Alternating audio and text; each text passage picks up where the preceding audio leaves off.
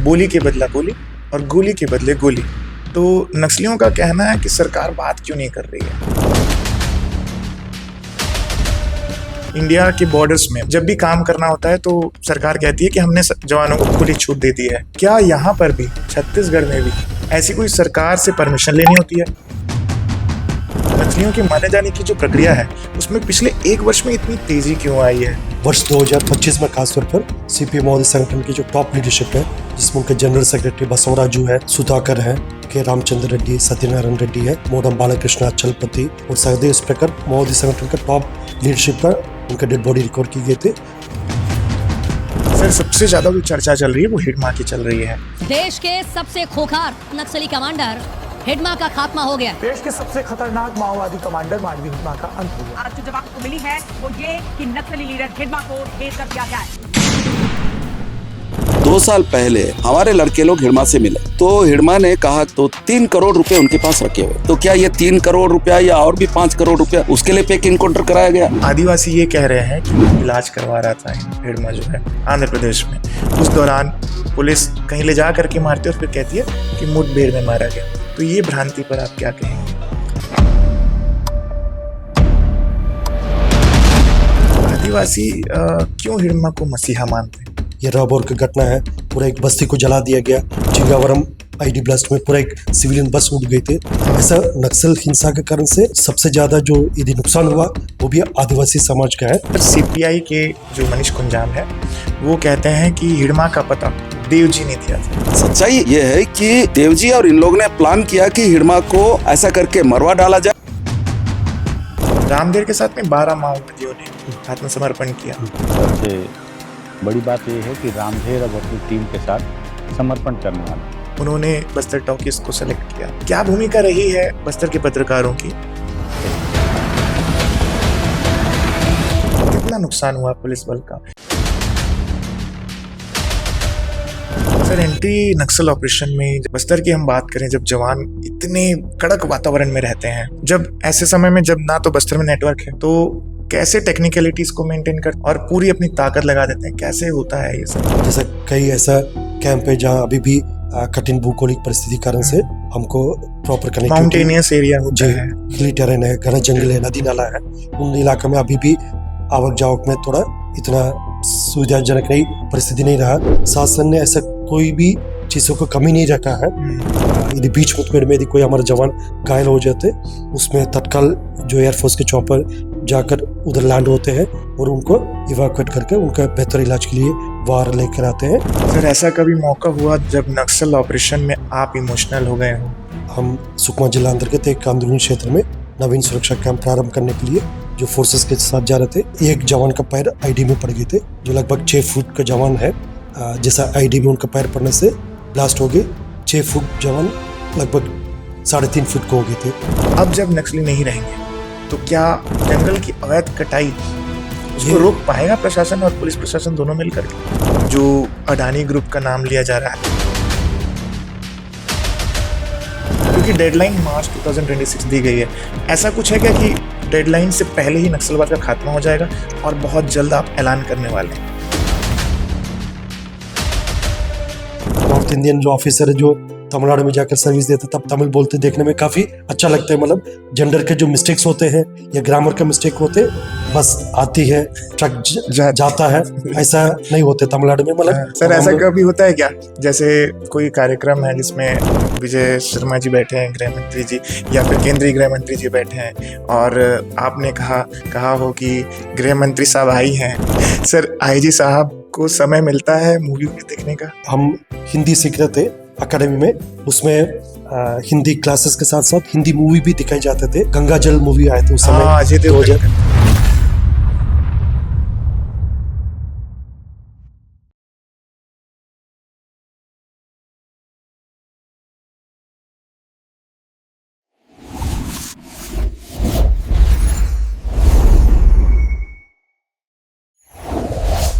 अब इलाज के लिए शहर भागने की जरूरत नहीं है। आपके अपने क्षेत्र में सोनी मल्टी स्पेशलिटी हॉस्पिटल एवं प्रसूति गृह अभनपुर 120 बिस्तरों वाला आधुनिक और सेंट्रली एसी हॉस्पिटल है। यहाँ पर सामान्य डिलीवरी और ऑपरेशन, आईसीयू, एनआईसीयू, डायलिसिस और बड़े ऑपरेशन की सुविधाएं उपलब्ध हैं। अपनी और अपने परिवार की सेहत की जिम्मेदारी अब सौंपिए सोनी मल्टी स्पेशलिटी हॉस्पिटल, बड़े उरला, रायपुर रोड, अभनपुर। नमस्कार, जय जोहार, जय छत्तीसगढ़, जय राम। आज का पॉडकास्ट है वो नक्सलिज्म पर होने वाला है। वो नक्सलिज्म जो छत्तीसगढ़ के 25 सालों के इतिहास में, जिसे लाल आतंक भी कहा जाता था, नासूर बन करके हमारे छत्तीसगढ़ में ये नक्सलिज्म पनप रहा था। हम जब बाहर जाते थे तो कहते थे लोग कि आप वही छत्तीसगढ़ से हैं क्या, जहां पर नक्सली घर में पहुंच जाते हैं, और लोग छत्तीसगढ़ आने से डरा करते थे। लेकिन भाई साहब, आज 25 सालों के इतिहास के बाद में कुछ स्थिति बदल चुकी है। जो जिले प्रभावित थे वो जिले अब नक्सल मुक्त होने के कगार पर हैं। और ऐसा क्यों है? क्योंकि ये मैं नहीं कह रहा हूं, नक्सलियों ने बकायदा 26 पन्नों का एक शीट जारी किया और उन्होंने कहा कि नक्सलबाड़ी के बाद में सबसे बड़ा नुकसान उन्हें अब हुआ है। और वो क्यों हुआ है? क्योंकि उनके इतिहास के साथ में एक इतिहास और जुड़ रहा है, और वो इतिहास है 6 सालों का। बस्तर की बात करेंगे क्योंकि बस्तर सबसे ज्यादा प्रभावित हुआ करता है नक्सलिज्म में। तो वो जो 2019 से 2025 का जो कार्यकाल है वो है पी सुंदरराज, जो कि बस्तर के आईजी हैं। तो जब हम उनसे पॉडकास्ट लेंगे तो पूरी चीजों को जानेंगे। लेकिन उससे पहले मैं आपको बोलूं कि रिक्वेस्ट है आपके होस्ट रोहित सोनी का कि आपने सब पॉडकास्ट को बहुत प्यार दिया है, लेकिन एक पॉडकास्ट थोड़ा सा हमारा पीछे रह गया है। बहुत अच्छा पॉडकास्ट है, वो है ईडी के वकील सौरभ पांडे जी का। तो जैसा पॉडकास्ट में, सभी पॉडकास्ट में आपने प्यार दिया है, उसे भी दीजिए, शेयर करिए, बहुत मजेदार है। सेकंड पार्ट भी आने वाला है उसमें। हाँ, तो अब आते हैं पी सुंदरराज जी, जिनका कार्यकाल बेहद इंपॉर्टेंट इसलिए है कि हिडमा, बसवा राजू सहित चलपति गरिया बन के हैं। लेकिन कहीं ना कहीं पूरी पुलिस फोर्स को इसका देना चाहिए, क्योंकि पुलिस फोर्स के ही संभव प्रयास से ये संभव हो पाया कि आज छत्तीसगढ़ नक्सल मुक्त होने के कगार पर है। तो मैं बिना देर किए आपको पी सुंदरराज जी के पास ले जाना चाह रहा हूं, जो कि बीएससी एग्रीकल्चर उनका सब्जेक्ट हुआ करता था, और वो तमिलनाडु के कोयम्बतूर से आते हैं। तो वो छत्तीसगढ़ में उनको क्या कुछ मिला, और अब छत्तीसगढ़ के बिहाफ पे वो क्या अपने आप को रिप्रेजेंट करते हैं, न सिर्फ प्रदेश में बल्कि देश में। और एक बार बता दूं, छत्तीसगढ़ में उनके लोग जब पहली बार वो आईपीएस बने, तो एम आई राइट सर, आप जब आईपीएस बने तो छत्तीसगढ़ में उन तमिलनाडु से लोग पहुंचे, क्योंकि उन्हें विश्वास नहीं हुआ कि हमारे जो उधर का लड़का कैसे आईपीएस बन सकता है। तो वो यहाँ पे आकर के उन्होंने चेक किया कि हाँ, कोई सही में है, सही में बने हैं कि नहीं बने। तो इस बेहद रोचक स्टोरी, दंडकारण्य क्षेत्र क्या होता है, क्या नक्सलिज्म क्षेत्र है, पूरा ब्रीफिंग करेंगे आईजी पी सुंदरराज जी। मैं ले चलता हूँ सर जी। नमस्कार। Welcome to you.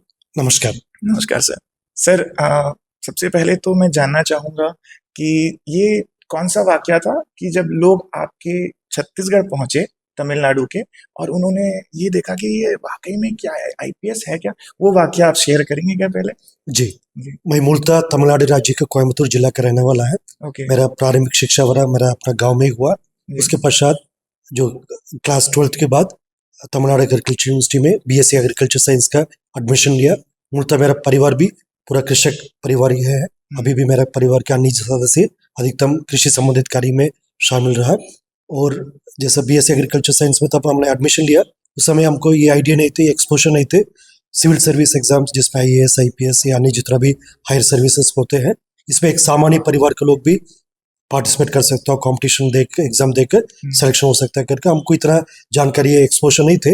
लेकिन तब हम लोग पढ़ाई करते उस समय देखा हमारा कई सीनियर से एग्जाम में पार्टिसिपेट किया, उनका सिलेक्शन भी हुआ, कई आईएएस आईपीएस बनकर हमारा कॉलेज में आकर हमको मार्गदर्शन भी दिया। फिर उनसे प्रेरित होकर हमने भी तैयारी शुरू किया, और ईश्वर का आशीर्वाद रहा, माँ बाप का भी आशीर्वाद रहा, पूरा परिजन, सभी फ्रेंड सर्कल में सबका शुभकामना रहा। हमने 2003 में फर्स्ट अटेम्प्ट में आईपीएस सिलेक्शन हुआ। उसके बाद फिर छत्तीसगढ़ कैडेट अलॉट होने के बाद इधर आकर ज्वाइन किया। फिर लगातार कई वर्षों तक बस्तर इलाका में अपना क्षेत्र की जनता को सेवा देने का एक अवसर मिला। लेकिन इसके दौरान जो कई लोग हम जो विश्वास नहीं हो रहे थे गांव में, जो वास्तव में जो लड़का जो हमारा गांव में जो उधर ही स्कूल में पढ़ रहा है, और जैसा इस टाइप का कई ओरिएंटेशन नहीं थे पहले, कोई पुलिस के सर्विस माने के इस टाइप का कोई ऐसा कोई एक्सपोजर नहीं थे। ये वास्तव में कैसा पुलिस के नौकरी में आ गई के नहीं, और खास तौर पर तब शादी के बात हुए थे, जो ससुराल पक्ष वालों को भी काफी डाउट हुआ था, मतलब फोटो वगैरह देखकर, मतलब ये तो वास्तव में पुलिस में है कि नहीं। उस समय और भी थोड़ा कम उम्र थे, थोड़ा दूसरा टाइप का जो फिजिकल अपीयरेंस थे, उन लोगों का सबको विश्वास नहीं हो रहे थे वास्तव में ये पुलिस के जो कड़क एक नौकरी कर सकता नहीं कर सकता, ये सब विषय को लेकर फिर वो लोग आए थे। फिर इधर पूरा जांच पड़ताल किया, फिर अंत में जांच पड़ताल में सही पाया गया। मैं तो उस समय एसपी नारायणपुर के रूप में सेवा दे रहे थे। फिर शादी वाला बात भी तय हुआ। फिर बाद में एक अच्छा एक पारिवारिक जीवन भी अभी तक ईश्वर का आशीर्वाद रहा। सर उस समय कैसा लगा जब आप लोगों की जांच करते हैं और आपके लोगों ने आपकी जांच की, तो उस समय गुस्सा नहीं आया कि मैं एक अधिकारी हूँ, एसपी हूँ और मेरी जांच हो रही है? उसके पहले हमारा परिवार से या जितना भी हमारा जो फैमिली सर्कल में किसी का इस टाइप का सर्विसेज माने का मौका नहीं मिला। जैसा पूर्व में भी मैंने बताए थे, हमारा पूरा भी कृषि संबंधित कार्य से इन्वॉल्व एक किसान परिवार है, इसलिए उन लोग का एक क्यूरियोसिटी भी थे, एक एक्साइटमेंट भी थे, आकर देखना है। और ठीक उनको तो ये विश्वास था, मतलब लड़के झूठ नहीं बोलते, लड़के सही में नौकरी पाया तभी फिर जाकर नौकरी कर रहे करके। सर ऑडियंस ये जानना चाहती है कि जैसे हम तो रायपुर में रहते हैं, तो रायपुर के बाद जब छत्तीसगढ़ के बाहर की भी बात करें तो उनको पता नहीं है नक्सलिज्म क्या है, बस ये सोचते हैं कि कैसे जाएं वहां पर। उनको एरिया समझ में नहीं आता, दंडकारण्य क्षेत्र समझ में नहीं आता। तो आप थोड़ा ब्रीफिंग करेंगे कि नक्सल कैसे, नक्सली जो अपना काम को आगे बढ़ाते हैं, कौन से क्षेत्र में वो हावी है, थोड़ा सा ब्रीफिंग करेंगे इस पर। जी, जो छत्तीसगढ़ का दक्षिण जो पार्ट है, जो बस्तर इलाका है, जॉग्राफिकल के एरिया हिसाब से देखा जाएगा हमारा लगभग 42,000 स्क्वायर किलोमीटर एरिया है। ओके। जैसा दूसरे यूरोपियन कंट्रीज जैसा बेल्जियम जैसा देश से हम क्षेत्रफल से बड़ा भी है। और राज्य के देश के अंदर देखा जाएगा केरला और कुछ नॉर्थ ईस्ट कंट्री से भी हम क्षेत्रफल से बड़ा है। 1998 तक ये एक ही जिला हुआ करते थे, अनडिवाइडेड मध्य प्रदेश में। बाद में फिर 3 जिला के हिसाब से उसका डिवीजन हुआ। फिर उसके बाद फिर 2006 में 2 अन्य जिला जैसे नारायणपुर और बीजापुर का गठन हुआ। फिर 2012 में सुकमा और कोंडागांव का गठन हुआ। वर्तमान में बस्तर संभाग कुल 7 जिला का संभाग हो गई। और जैसे दंडकारण्य इलाका बस्तर के लगभग सिनोनिमस है। जैसा दंडकारण्य इलाका में जैसा सीमावर्ती राज्य का गढ़चिरौली का कुछ पार्ट्स आते हैं, तेलंगाना साइड का कुछ क्षेत्र आते हैं, लेकिन अधिकतम इलाका तो अपना बस्तर क्षेत्र के हैं। जो पुराना जो एपिक्स में भी दंडकारण्य का जो उल्लेख होते हैं, जैसा श्री राम जी अपना 14 साल का जो वनवास इस इलाका में उन्होंने बिता करके, इस टाइप का जो पुराना एपिक्स में भी दंडकारण्य के उल्लेख हुआ करते थे। और उस हिसाब से देखा जाएगा वनांचल क्षेत्र है, काफी पहाड़ी घना जंगली इलाका है, नदी नाला का क्षेत्र है। इंद्रावती नदी बस्तर के क्षेत्र को लगभग 2 हिस्सा में, नॉर्थ और साउथ बस्तर के हिसाब से उसको डिवाइड करके फिर भद्रकाली में जाकर गोदावरी में संगम होते हैं। इस प्रकार बस्तर क्षेत्र का प्राकृतिक सौंदर्यता है।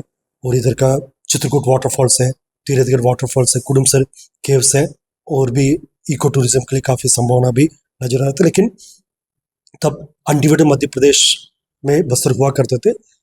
दक्षिण इलाके में अनडिवाइडेड आंध्र प्रदेश का सीमा लगते हैं। तब नक्सलबारी मूवमेंट 1967 में वेस्ट बंगाल में शुरुआत हुआ।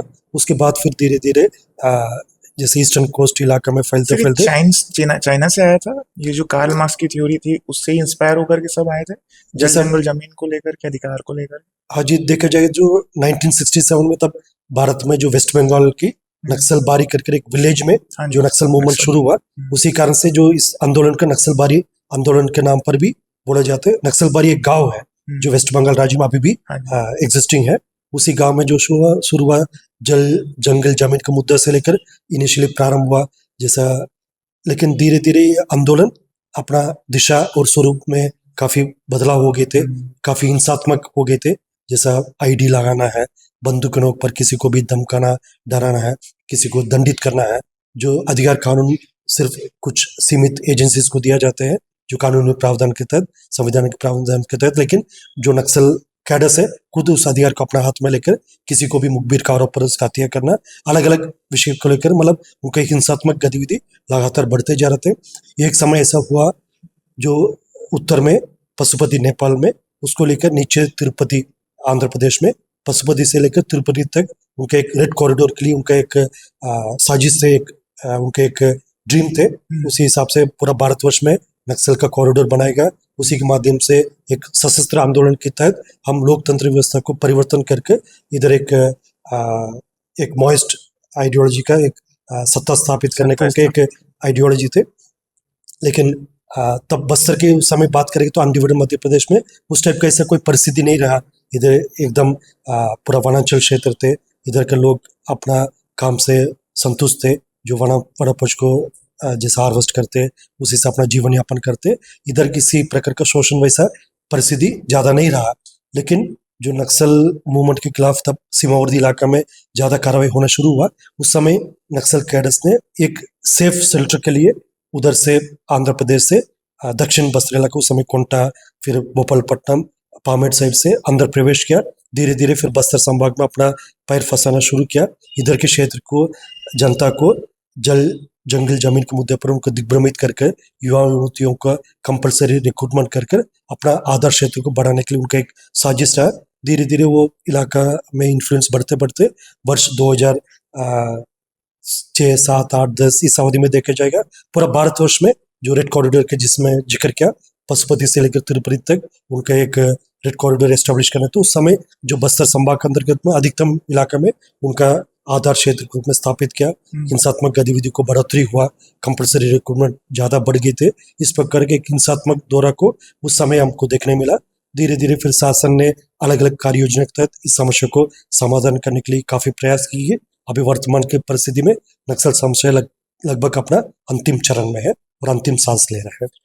यही कारण है सर कि हमारे रायपुर के एक वरिष्ठ पत्रकार हैं जिनका नाम है अनिल द्विवेदी, और उन्होंने एक मैसेज भेजा है जिसमें उन्होंने बताया है कि अरुणाचल प्रदेश के जो राज्यपाल हैं मिस्टर परनायक करके, तो वो सेनाध्यक्ष रहे हैं। तो उन्होंने एक मैसेज भेजा कि हमने इस चैलेंज को ऐसे देखा है, नक्सल और पुलिस चैलेंज को, जैसे इंडिया में जो बॉर्डर में जो जवान सेवा दे रहे होते हैं तो उनको जो चैलेंजेस फेस करना है वही चैलेंज यहाँ पर भी है। तो यहाँ की पुलिस स्टाफ के साथ में, पुलिस के साथ में आपका नाम उन्होंने बकायदा बोला है कि आईजी साहब का इसमें मुख्य भूमिका रहा है, बस्तर आईजी साहब का। तो उन्होंने भी कहा कि ये मैसेज पहुंचाइएगा। तो 2019 से लेकर के 2025 तक क्या आपके साथ में मतलब एक टर्निंग पॉइंट हम कहें कि कहीं ना कहीं प्रदेश में नहीं देश में ही आपका एक मैसेज गया है? जी, इस विषय को लेकर जैसा सबका एक अच्छा सहयोग रहा। वर्तमान में हमारे पास एक बेहतर टीम है। हमारा जो आरक्षक से लेकर जो नीचे जितना भी जो हमारा अधीनस्थ बल सदस्य है और साथ साथ सभी जिला में हमारा अधिकारीगण है, पुलिस कप्तान है और जितना भी जो टीम है, अन्य स्टेक होल्डर्स भी है, सब मिलकर बस्तर क्षेत्र में एक सकारात्मक परिवर्तन लाने के लिए शासन के मंशानुरूप लगातार काम करते हैं। और क्षेत्र की जनता के मन में भी यही बात है, बस्तर का पहचान बदलना चाहिए। जितना भी इधर का प्राकृतिक सौंदर्यता और अन्य जो पॉजिटिव आइडेंटिटी है, इसी को लेकर बस्तर जाना चाहिए। सर 2000 जब हमने बात की 19 से 25 तक की, तो बड़ा सवाल यह भी है कि लोगों के मन में थोड़ा डीपली जाना है इसमें कि इसमें क्या सरकार की क्या भूमिका होती है। जैसे कि कहा जाता है कि इंडिया के बॉर्डर्स में, बॉर्डर्स इलाके, सीमावर्ती इलाके में जब भी काम करना होता है तो सरकार कहती है कि हमने जवानों को खुली छूट दे दी है। क्या यहाँ पर भी, छत्तीसगढ़ में भी ऐसी कोई सरकार से परमिशन लेनी होती है या स्वतः पुलिस विभाग इसमें काम करता है? जी, शासन का हमेशा एक दिशा निर्देश रहते हैं, किसी समस्या को किस तरीके से हमको सामने करना, उसका समाधान कैसे ढूंढना है। अभी वर्तमान में भारत सरकार और छत्तीसगढ़ शासन दोनों का एक स्पष्ट मंशा है और एक स्पष्ट दिशा निर्देश भी है किस तरीके से हमको यह समस्या को समाधान करना है। हमने इसमें मल्टीपल फ्रंट्स पे काम किया। एक तो ऑपरेशनल फ्रंट है, दूसरा डेवलपमेंटल फ्रंट है, तीसरा जो कम्युनिटी एक्ट जैसा कॉन्फ्रेंस बिल्डिंग मेशर्स है उसमें भी बेहतरीन काम हुआ, कनेक्टिविटी में भी कार्य हुआ। इस प्रकार सभी फ्रंट में काम करने का परिणाम स्वरूप अभी हमको एक सकारात्मक परिस्थिति देखने मिल रहा है। निश्चित रूप से शासन की ओर से फ्री हैंड हमेशा फोर्सेस के रहते हैं, शासन के एक दिशा निर्देश हमेशा रहते हैं, मतलब इस इश्यू को कैसे हमको एड्रेस करना है, इसमें क्या कुछ फ्रेमवर्क है, एक कॉन्स्टिट्यूशनल और लीगल फ्रेमवर्क के तहत हमको कैसा काम करना, ये हमेशा शासन की तरफ से एक गाइडिंग प्रिंसिपल रहते हैं। उसी को लेकर ही नीचे फोर्स या स्थानीय प्रशासन और अन्य जितना भी स्टेक होल्डर्स काम करते हैं, उसके परिणाम सबके सामने भी देखने के लिए मिल रहा है। सर, मार्च 2026 का जो लक्ष्य रखा गया है, तो हम ये समझे कि नक्सलियों के मारे जाने की जो प्रक्रिया है उसमें पिछले 1 वर्ष में इतनी तेजी क्यों आई है? जैसे चलपति से शुरू हुआ था, गरियाबंद के चलपति से, और अब लगातार एक ही वर्ष में ऐसा क्यों? नक्सलवाद को खत्म करने के लिए सिर्फ नक्सल कैडर्स को मारना एकमात्र ऑप्शन नहीं है। जैसा नक्सल कैडर्स तब मारा जाता है तब हम अपना इलाका में ऑपरेशन के लिए बाहर जाते हैं। यदि नक्सल हमारे ऊपर हमला करते हैं, जो जवाबी कार्रवाई फोर्सेस इसको रिटेलिएट करते हैं, राइट टू सेल्फ डिफेंस में कभी हमारा नुकसान भी होते हैं और कभी नक्सल का भी उसमें डेड बॉडीज रिकवर की जाती है। अभी हाल फिलहाल में 3 दिसंबर 2025 में जिला बीजापुर में एक मुठभेड़ हुआ, उसमें 18 माओवादियों का डेड बॉडी रिकवर की गए थे, लेकिन उसमें हमारा 3 जवान भी बहादुरी से लड़ते हुए वीरगति प्राप्त हुआ। इसके पूर्व में भी ऐसा कई घटना है जहां पर हमारा नुकसान भी हुआ। सिर्फ नक्सल को मारकर नक्सल समस्या का समाधान करने एकमात्र विकल्प नहीं है। शासन का अन्य जो ऑप्शंस भी दिया गए थे, उसमें एक ऑप्शन थे जो हिंसा त्याग करके मुख्यधारा में शामिल होने के लिए। अभी उसमें काफी बड़ी संख्या में नक्सल कैडर्स ने हिंसा त्याग करके, हथियार त्याग करके मुख्यधारा में शामिल हो रहा। हमारा एक पुनः मार्गम पुनर्वास पुनः जीवन की एक पहल है, उसमें भी काफी अभी प्रभावी अपन को सफलता देखने मिल रहा है। लेकिन वर्ष 2024 और 25 इस 2 साल में हमारा अभियान काफी एक निर्णायक मोड़ में पहुंचा है। हमारा जो नक्सल विरोधी अभियान में जितना भी हमारा सिक्योरिटी फोर्सेस शामिल रहा है, वो लोग बेहतरीन रणनीति के साथ कार्रवाई किया। उसमें कभी भी अभियान में हम लोग अंदर जंगल में जाते यदि हमारे ऊपर हमला होते, उसके बेहतर तरीके से बेहतर रणनीति के साथ उसका मुकाबला किया, जिसके परिणाम वर्ष 2025 में खासतौर पर सीपीएम मोदी संगठन की जो टॉप लीडरशिप है, जिसमें उनके जनरल सेक्रेटरी बसवराजू है, सेंट्रल कमेटी मेंबर्स सुधाकर है, के रामचंद्र रेड्डी, सत्यनारायण रेड्डी है, और सीमावर्ती गरियाबंद क्षेत्र में मोडम बालकृष्ण अचलपति, और इवन सीमावर्ती राज्य में भी गजाला रवि है, झारखंड में विवेक मान जी, और शायद इस प्रकार मोदी संगठन का टॉप लीडरशिप का 9 कैडर्स है सेंट्रल कमेटी और पुलिस ब्यूरो लेवल का, उनका डेड बॉडी रिकवर की गए थे। और अन्य काफी बड़ी संख्या में स्टेट लेवल कमेटी कैडर्स है, पीएलजी फॉर्मेशन कैडर्स का डेड बॉडी भी रिकवर की गए थे। ये 2 वर्ष हमारे लिए काफी निर्णायक रहा। बस्तर में हम बात करें 2019 से 25 तक, तो कितने लोगों ने आत्मसमर्पण कर दिया और कितने नक्सलियों को के घात उतारा गया? जैसा भी वर्ष 2025 में देखा जाएगा, विगत लगभग 11 महीने में हमारे यहाँ 2300 से ज्यादा माओवादी कैडर, जिसमें सेंट्रल कमेटी मेंबर से लेकर Dandakaranya special zone committee member से पीएलजी कैडर्स, इस प्रकार 2300 से अधिक माओवादी कैडर ने हिंसा त्याग करके, वो भी खासतौर पर अभी हाल फिलहाल में 2-3 महीने में काफी बड़ी संख्या में आर्म्स एम्युनिशन के साथ भी सरेंडर कर रहा है। इसके पूर्व में मतलब कम संख्या में, सीमित संख्या में माओवादी कैडर हथियारों उनके डेरा में छोड़कर आकर पुनर्वास करते हैं, लेकिन अभी हथियार सहित आ रहा है। ये काफी एक पॉजिटिव डेवलपमेंट है। इस हिसाब से देखा जाए पिछले 5-6 वर्षों में लगभग अभी 4000 से अधिक माओवादी कैडर हिंसा त्याग करके समाज की मुख्यधारा में शामिल हो गई है। सर, कहते हैं कि सरकार हमेशा जो बोलती है, मीडिया में हम देखते हैं कि बोली के बदला बोली और गोली के बदले गोली। तो नक्सलियों का कहना है कि सरकार बात क्यों नहीं कर रही है? अगर हम बात करना चाह रहे हैं, चर्चा करना चाह रहे हैं, तो बात क्यों नहीं कर रही है? सरकार ने स्पष्ट कर दिया है, यदि कोई भी माओवादी कैडर, यदि टॉप लेवल का कैडर हो या नीचे ग्रास रूट लेवल का उनका जो कैडर हो, यदि बंदूक छोड़कर, हिंसा छोड़कर यदि समाज की मुख्यधारा में आ जाएगा, उनसे बातचीत होते हैं, उनके पुनर्वास के लिए सभी प्रकार के सहायता होते हैं, जिसको हम इंट्रोगेशन बोलते हैं टेक्निकली या लीगली। वो चीज सामान्य रूप से बोले तो बातचीत है। तब इतना संख्या में अभी पुनर्वास के लिए लोग सामने आए थे, उनसे शासन ने बात किया, शासन के प्रतिनिधि ने बात किया, प्रशासन उनकी ओर से बात किया, सबके पुनर्वास के लिए बेहतर विकल्प दिया गया। वो लोग अभी स्किल डेवलपमेंट ट्रेनिंग प्राप्त कर रहा है, बाद में जाकर अपना एक सामान्य जीवन जीने के लिए और एक सकारात्मक जीवन निर्माण करने के लिए जो बस्तर क्षेत्र के शांति, सुरक्षा और विकास में उनका भी एक योगदान हो सकता है, उसी दिशा में सभी प्रकार का विकल्प उनको दिया जा रहा है। लेकिन कोई व्यक्ति, कोई कैडर है, बंदूक लेकर अभी भी जंगल में रहते हुए हमारे क्षेत्र की जनता का जान माल को नुकसान पहुंचाने के उद्देश्य से यदि रह रहा है, उनसे क्या बातचीत करेगा? इसलिए सरकार ने इसको स्पष्ट कर दिया, हिंसा छोड़कर हथियार त्याग कर यदि आएगा, निश्चित रूप से उनका स्वागत की जाती। सर, सबसे ज्यादा जो चर्चा चल रही है वो हिडमा की चल रही है कि हिडमा को कैसे मारा गया और किस परिस्थिति में मारा गया। तो आदिवासी ये कह रहे हैं कि वो इलाज करवा रहा था हिडमा जो है आंध्र प्रदेश में, उस दौरान पुलिस उसको ले जाती है और मुठभेड़ कहीं ले जा करके मारती है और फिर कहती है कि मुठभेड़ में मारा गया। तो ये भ्रांति पर आप क्या कहेंगे? इस टाइप के यदि कोई चर्चित टॉप लेवल का कैडर्स का मुठभेड़ में डेड बॉडी रिकवर की जाती, उसको लेकर अलग अलग स्पेकुलेशंस, अलग अलग कहानी सामने आते हैं। लेकिन मैं इसको स्पष्ट करना चाहूँगा, ये पूरा अभियान है जो हमारे सीमावर्ती आंध्र प्रदेश में, आंध्र प्रदेश की जो पुलिस और उनकी सिक्योरिटी एजेंसीज द्वारा जो इस अभियान में रहा, और उन्होंने सभी कानूनी प्रावधान को फॉलो करते हुए यह अभियान को संचालित किया। उसको लेकर आंध्र प्रदेश पुलिस के वरिष्ठ अधिकारी ने काफ़ी डिटेल एक प्रेस स्टेटमेंट और प्रेस कॉन्फ्रेंस भी किया। लेकिन मैं ओवरऑल एक बात को स्पष्ट करना चाहूँगा, जो माओवादियों के पास हमेशा ही विकल्प है।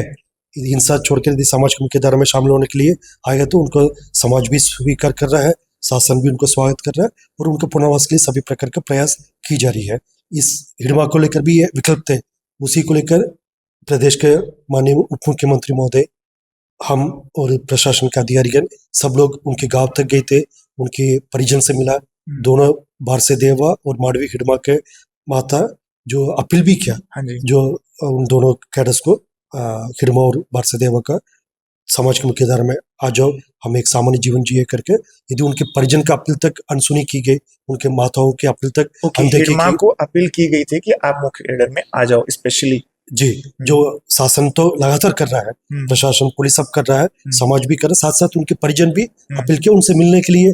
जो प्रदेश के उप मुख्यमंत्री महोदय गए थे, हम सब भी गए थे उनके गांव में, उनके परिजन से मिलकर उनके माध्यम से अपील भी की गए थे। लेकिन कहीं ना कहीं फिर उन्होंने इस अपील को अनसुनी किया, अनदेखी किया या सही समय पर सही निर्णय लेने में चूक किया उन्होंने। उसी कारण से जो भी आंध्र प्रदेश में जो एक्सचेंज ऑफ फायर हुआ, उसके पश्चात उनके डेड बॉडी रिकवर किया। लेकिन ऐसा अनेक उदाहरण भी है जहाँ पर बीच मुठभेड़ में यदि कोई माओवादी कैडर हथियार डालकर यदि आत्मसमर्पण करने के लिए ऐलान कर रहा है, हमने उसको स्वीकार किया। ऐसा कई उदाहरण है जहाँ पर जो हमारा मुठभेड़ में हमारा जवान का शहादत हुई, लेकिन माओवादी ने हथियार डालकर, जो उनका घायल हुआ, हथियार डालकर सरेंडर करना चाहते, हमारा जवान उसको एम्बुलेंस में लेकर आए तो हॉस्पिटल में, हमारा जवान उसको खून दिया, उसका जान बचाना है। ऐसा अनेक उदाहरण भी है हमारे पास। आदिवासी क्यों हिड़मा को मसीहा मानते हैं? यह सब एक गलत एक नैरेटिव है। आदिवासी या क्षेत्र की जनता उसको एक मसीहा के रूप में देखते हैं, क्योंकि उन्होंने हिंसात्मक रास्ते को अपनाए थे। उस रास्ते के कारण से इधर का अनेक निर्दोष ग्रामीण का जान चले गए थे, सास की संपत्ति, प्राइवेट संपत्ति का नुकसान हुआ। जितना भी जो नक्सल हिंसा में जो मारा गया व्यक्ति है, यदि क्षेत्र की जनता हो या पुलिस के बल सदस्य हो, देखा जाए तो अधिकतम ट्राइबल कम्युनिटी से आते हैं, इधर के स्थानीय लोग ही रहते हैं, आदिवासी समाज से है। और ऐसा कई घटना जहाँ पर यह रबौर की घटना है, पूरा एक बस्ती को जला दिया गया, उसमें 6 महीने के बच्चे का भी जान चले गए थे। चिंगावरम आईडी ब्लास्ट में पूरा एक सिविलियन बस उड़ गई थी, उसमें अनेक जो गर्भवती महिला से लेकर ग्रामीण हुआ। ऐसा नक्सल हिंसा के कारण से जो सबसे ज्यादा जो यदि नुकसान हुआ वो भी आदिवासी समाज का है। ये सिर्फ एक कुछ लोग द्वारा एक नैरेटिव सेट की जाती थी, मतलब जो हिड़मा या अन्य जो कैडर को लेकर, ये जल जमीन जंगल का रक्षक है, इन्हीं के नहीं रहने से जल जमीन जंगल का नुकसान होते हैं, क्षेत्र के आदिवासियों को कोई प्रोटेक्ट करने वाला नहीं। ये तो एक गलत नैरेटिव है, क्योंकि ये क्षेत्र के जल जमीन जंगल को रक्षा करने के लिए कुछ आदिवासी समाज को बेहतर जानते हैं। इतना सदियों से इधर जंगल भी है, समाज भी है, जनता भी थे जो अंग्रेजों से लड़ा है। इधर हमारा आदिवासी समाज के लोग, गुंडा दूर एक उदाहरण है, जो अंग्रेज से लड़ा है, अपने क्षेत्र को, जनता को रक्षा किया, इधर का रिसोर्सेज को रक्षा किया। जनता बेहतर तरीके से जानते, ये शांतिपूर्ण तरीके से और एक अपने कानूनी प्रावधान तक इस क्षेत्र को रक्षा करने के लिए बेहतर जानते। उसके लिए नक्सलवाद का आवश्यकता नहीं, कोई नक्सल कैडर का आवश्यकता नहीं है। ये आपने स्पेसिफिक आंसर दिया गुंडाधुर को लेकर के। सर, सीपीआई के जो मनीष कुंजाम है, वो कहते हैं कि हिड़मा का पता देव जी ने दिया था। क्या ये सही है? जैसा मैंने पूर्व में भी बताए थे, तभी भी इस टाइप का जो सीनियर लेवल का माओवादी कैडर किसी मुठभेड़ में उनका डेड बॉडी रिकवर होते हैं, उसके बाद अलग अलग स्पेकुलेशंस, अलग अलग प्रकार के जो कहानियां सामने आते हैं। लेकिन जैसा संबंधित सिक्योरिटी फोर्सेस, जैसा बस्तर में यदि कोई मुठभेड़ होते हैं, उसके पश्चात हमने प्रेस कॉन्फ्रेंस करते, पूरा परिस्थिति को ब्रीफ करते हैं, किस परिस्थिति में हमारा फोर्स अंदर गए थे और कब मुठभेड़ हुआ, उसमें हमारा क्या नुकसान हुआ या क्या हमने रिकवर किया, कितना बॉडीज रिकवर किया, कितना हथियार रिकवर किया, उसके शनाख्ती पूरा डिटेल हमने स्पष्ट रूप से मीडिया के माध्यम से क्षेत्र की जनता तक पहुंचाते। उसी प्रकार तब आंध्र प्रदेश में होते, तेलंगाना में होते या अन्य राज्य में होते, वो लोग संबंधित ऑफिसर्स या संबंधित एजेंसी प्रेस के माध्यम से जनता तक इसको जानकारी बताते। उसमें आंध्र प्रदेश पुलिस ने स्पष्ट रूप से पूरा प्रेस कॉन्फ्रेंस देकर उसको बता दिया इसमें कौन सी परिस्थिति में ये मुठभेड़ हुआ और उसमें किन किन माओवादी कैडर के डेड बॉडी रिकवर किए गए थे। इसलिए जो भी कार्रवाई हुआ काफी ट्रांसपेरेंट तरीके से हुआ और काफी नियम कानून के तहत हुआ। भले वो दूसरे प्रांत में हुआ, फिर भी उनकी ओर से भी मैं इस बात को लेकर स्पष्ट कर सकता है, ये सभी कानूनी प्रावधान के तहत जो कार्रवाई हुआ। हिड़मा के पास विकल्प थे, बार बार मैं इस बात को बोल रहे थे, हाँ। तब उनके पास हथियार छोड़कर इंसान त्याग करके समाज की मुख्य धारा में शामिल होने के लिए, तब अन्य जितना भी जो सीनियर लेवल का जो स्थानीय माओवादी कैडर का बात भी हम करेगा। अभी हाल फिलहाल में जो रामदेव एक सेंट्रल कमेटी मेंबर है, जो मूलतः रहने वाला बीजापुर की नेशनल पार्क के मजीमंडी गांव का रहने वाला है, उन्होंने भी सेंट्रल कमेटी लेवल तक पहुंचा है। बाद में उन्होंने भी हिंसा त्याग करके समाज की मुख्य धारा में अभी हाल फिलहाल में शामिल हुआ। और भी DKCC कैडर्स में रनिता है, जो वेंकटेश है, राजू सलाम है, इस प्रकार का अनेक उदाहरण मैं दे सकता जो इस ऑप्शन को उपयोग करते हुए आज की डेट में आकर एक सामान्य जीवन जी रहा है। ये विकल्प हिड़मा के पास भी थे, और वर्तमान में यदि देखा जाएगा पापा राव है, बरसा देवा है, इन सब के पास भी अभी भी एक विकल्प खुला है। लेकिन यदि वो समय कब पकड़े जाएंगे, या फिर कब, या इनका आत्मसमर्पण होगा, कोई ऐसा मैसेज है, या फिर पापा देवा और ये बरसा देव जो भी है, दो नाम मेरे पास भी है, तो क्या लग रहा है आपको ये आत्मसमर्पण करेंगे या फिर इनका भी खात्मा किया जाएगा? जिस पुनर्वास की जो रास्ता है सभी के लिए अभी उपलब्ध है, उसके बिना किसी विलंब करते हुए वो आकर मतलब पुनर्वास हो जाए। इसके लिए जिसको भी माध्यम बनाना चाहते हैं, यदि समाज के लोग को भी अपना माध्यम बनाना चाहते हैं, स्वागत है। कई प्रक्रिया में समाज के लोग, सियान लोग हैं, वो लोग माओवादी कैडर से संपर्क किया, उन्हें मुख्य धारा में आने के लिए प्रेरित किया, उनको साथ में लेकर आए, उन्हें सरेंडर करवाए थे। कई इसमें मीडिया के लोग भी, हमारे साथीगण भी इसमें मीडिया की आपने बात कही, मेरा क्वेश्चन भी था कि मीडिया में जैसे हम बात करें रामधेर की, रामधेर के साथ में 12 माओवादियों ने आत्मसमर्पण किया, उन्होंने बस्तर टॉकीज को सेलेक्ट किया। क्या भूमिका रही है बस्तर के पत्रकारों की? निश्चित रूप से नक्सल गतिविधि को समाप्त करने में, उनके हिंसात्मक घटना को समाप्त करने में सभी स्टेक होल्डर्स का काफी इम्पोर्टेंट भूमिका रहा। सभी ने अपना अपना भूमिका बहुत अच्छी तरीके से निभाए थे।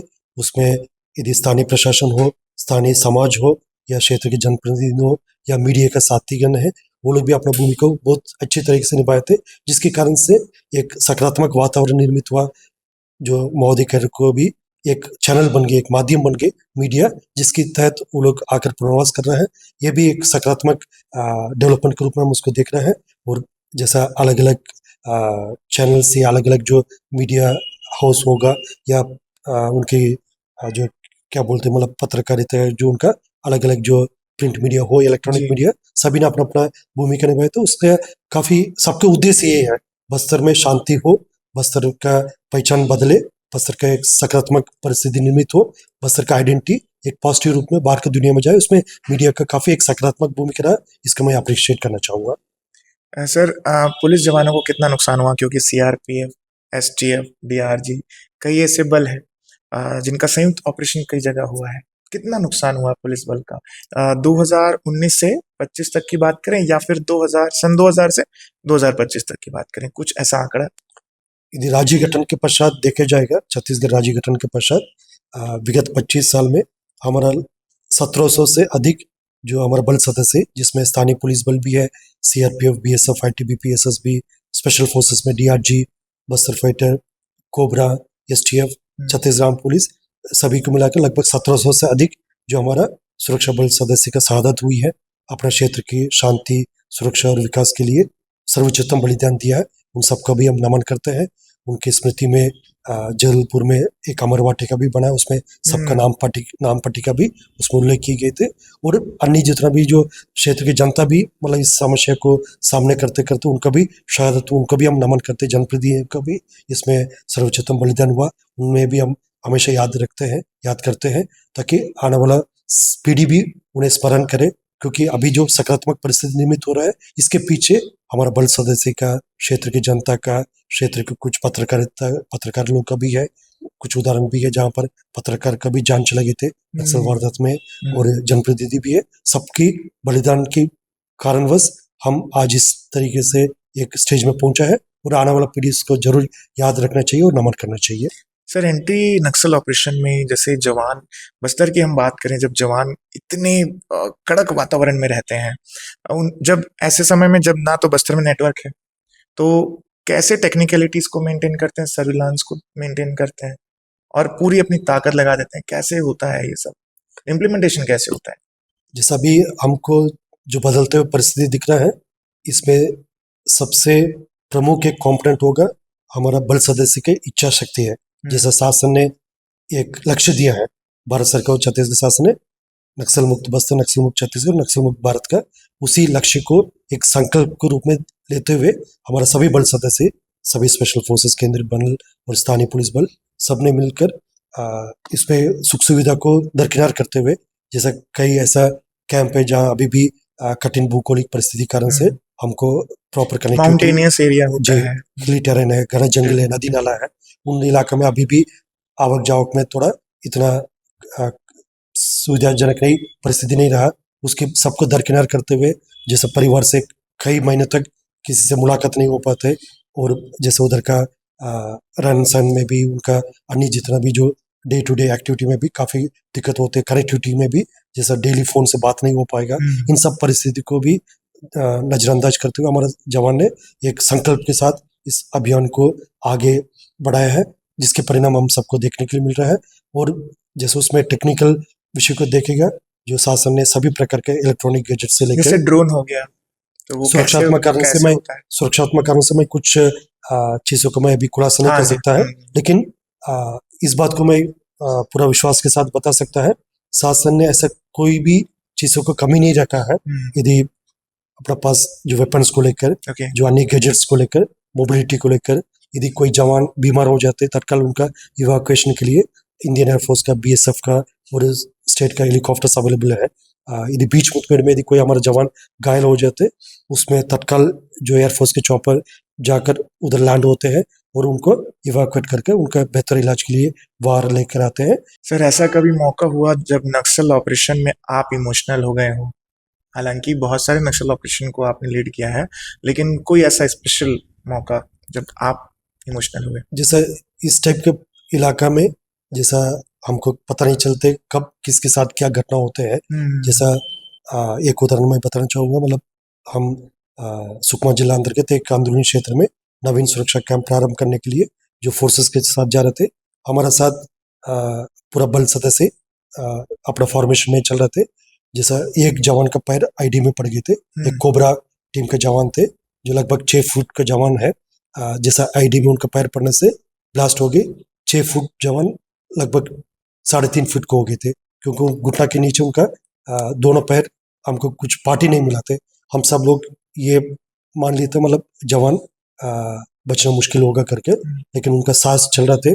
उस समय जो बाहुबली जो मूवी भी आए थे, जो क्योंकि उनकी फिजिकल अपीयरेंस को लेकर उनका बाकी साथी लोग उसको बाहुबली बोलते हैं, उस जवान को रामदास उसका नाम है। जैसे उनका फिर बाकी साथी जवान हम लोग जाकर देखे उनका, और तत्काल उनको इवैक्यूएट करके बेस कैंप लेकर तो उनका ब्लीडिंग वगैरह रोक कर और हेलीकॉप्टर के लिए हम पॉइंट दिया, हेलीकॉप्टर भी आ रहे थे। तब तक बाकी जवान सब उनको बोल रहे थे बाहुबली तुम्हारा कुछ नहीं होगा, तुम ठीक हो जाए करके। वो भी बोल रहे थे, जो जवान 6 फुट थे वो 3.5 फुट हो गए थे, फिर भी वो बोल रहे थे मतलब मैं कुछ नहीं हो, मेरा कुछ नहीं होगा, मैं ठीक होकर आकर अपना क्षेत्र के लिए सेवा करूँगा करके। उनका हिम्मत देखिए, मतलब उनका हौसला देखिए, और जैसे उन्होंने बोला है वैसे तब टाइमली उनको इवैक्यूएट होकर ट्रीटमेंट गए थे। अभी उनका दोनों पैर एम्प्यूट जरूर हुआ, लेकिन उनका हौसला में, उनकी जो कॉन्फिडेंस में बिल्कुल कोई कमी नहीं आए थे। अभी एक मोटिवेटर के रूप में, एक मोटिवेटर स्पीकर के रूप में अलग अलग जगह में घूमकर अब काम कर रहा है, जो काफ़ी इस टाइप के इमोशनल मूवमेंट्स भी रहते हैं। उस टाइप का अनेक घटनाक्रम है, जैसे हमने कैंप्स भी लगातार इस इलाके के क्षेत्र की जनता का जान माल रक्षा करने के लिए खोलते हैं। उस दौरान भी जो कैंप्स की कृत में मोदी द्वारा आईडी लगा कर रखते थे पहले, उसी समय किसी का भी पैर पड़ने से नुकसान हो जाते हैं। हमारा ऐसा कई कैंप्स है जिसमें हमारा जवान जिन्होंने उस क्षेत्र की रक्षा के लिए कुर्बानी दिया, उनके नाम पर हमने कैंप्स खोला है। एक सुनील पोस्ट है जिला बीजापुर में, एक दंतेवाड़ा में कमल पोस्ट है। ऐसा ऐसा हमारा जवान जिन्होंने इस क्षेत्र के लिए अपना जान का कुर्बानी दिया, उनके नाम पर कैंप्स खोला गया। और एक इंद्रावती नदी के ऊपर एक ब्रिज बन रहा थे, उस समय हमारा जवान लगातार सिक्योरिटी के लिए जाते थे। उस समय एक पेड़ के पास आईडी ब्लास्ट में हमारा एक हेड कांस्टेबल छत्तीसगढ़ पुलिस का, उनका आईडी ब्लास्ट में पूरा बॉडी छिन्न भिन्न हो गए थे। उनका बॉडी हम कलेक्ट भी नहीं कर पाए थे। उनके घर तक अपन कॉफिन भेज रहे थे, सिर्फ 10-15 किलो के जो मांस बस बच गए थे। उसी टाइप की परिस्थिति में थे, लेकिन बाकी सभी जवान बिल्कुल पीछे नहीं हटे थे। उन्होंने वादा किया जो भी दिक्कत होगा कठिनाई होगा हम इस ब्रिज को बनाकर दी देगा ताकि अबुझमाड़ की जो दक्षिण क्षेत्र के लोग हैं अपना जिला मुख्यालय तक आ सकता है। वो ब्रिज कंप्लीट हुआ, उन सब जवानों का शहादत का अभी हम एक नमन इसी तरीके से हम कर पा रहा है। इस टाइप का भी काफी इमोशनल स्टोरीज भी है बस्तर में। सर नक्सलियों के पास आता कहाँ से आईईडी, गन्स, बुलेट्स, ये सब कहाँ से आता है? जैसा अधिकतम हथियार माओवादी द्वारा सुरक्षा बल के ऊपर हमला करके थाना या कैंप्स को लूटने के बाद जैसा बड़ी बड़ी घटना हुआ या एम्बुशेस में सिक्योरिटी फोर्सेस से हथियार लूटा गए थे, उस टाइप का हथियार काफी माओवादी संगठन के पास पहले उपलब्ध हो गए थे। और जैसा लोकली फैब्रिकेटेड वेपन्स भी है और आईडीज भी लोकली वो लोग फैब्रिकेट करते हैं, जो अलग अलग जगह से रॉ मटेरियल वगैरह इकट्ठा करके उनके पास ऐसा लेथ मशीन यानी सुविधा भी है जंगल के अंतर्गत। कई ऑपरेशन में उस सुविधा को उनका आईडी बनाने का फैक्ट्री या लेथ मशीन को भी हम ध्वस्त किया।